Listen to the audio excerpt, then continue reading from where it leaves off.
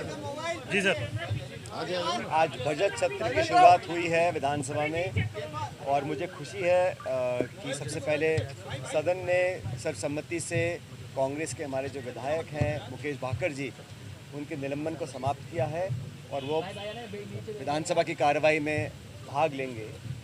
आज ही अभी गवर्नर साहब का भाषण हुआ और गवर्नर का जो भाषण होता है वो मूलतः सरकार का ही स्टेटमेंट होता है। उसको पढ़कर उन्होंने सुनाया, उसको हमने सबने सुना। अब उस पर विस्तार से चर्चा होगी, लेकिन ये बात सच है कि 1 साल के कार्यकाल में इस सरकार को बहुत सारी चीज़ों का जवाब देना पड़ेगा। प्रदेश में जो हालात हैं लॉ एंड ऑर्डर के, ग्रामीण क्षेत्र में विकास के, स्कूलों को ख़त्म बंद करने के, जिलों को समाप्त करने के, इन सब मुद्दों पर सरकार की जवाबदेही हम लोग तय करेंगे। मैं चाहूँगा, स्पीकर महोदय भी चाहेंगे कि सदन चले, चर्चा हो, संवाद हो और जनता से जुड़े मुद्दों को हम लोग सदन के अंदर उठाएं। विशेष रूप से जो लोग पहली बार विधायक बने हैं उनको बोलने का मौका दिया जाना चाहिए।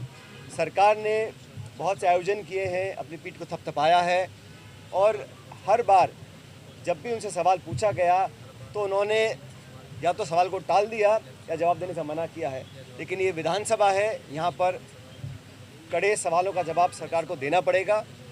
विशेष रूप से रोज़गार से संबंधित इश्यूज़ को सरकार ने 4 लाख रोज़गार देने का संकल्प लिया था, उसमें से कितना धरातल पर उतरा है ये सब जानते हैं।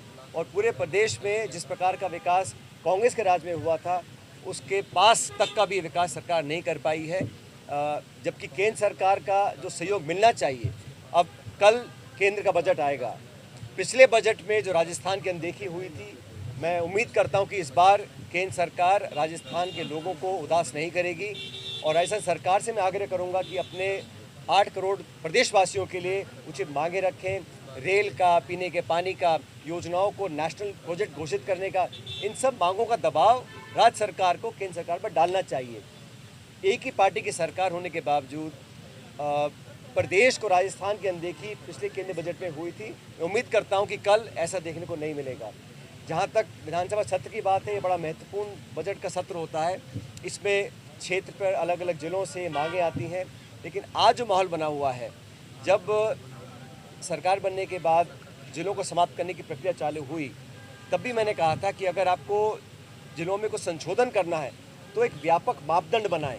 उस मापदंड के तहत जनसंख्या हो, प्रशासनिक क्षेत्रफल हो, उसके आधार पर निर्णय लेंगे तो लोगों को स्वीकार होगा। लेकिन मनमाने तरीके से जिलों को समाप्त किया गया, संभागों को समाप्त किया गया, उसमें भी कहीं ना कहीं राजनीति दिखाई दी है और प्रदेश भर में अनेक जगहों पर इसका विरोध हो रहा है।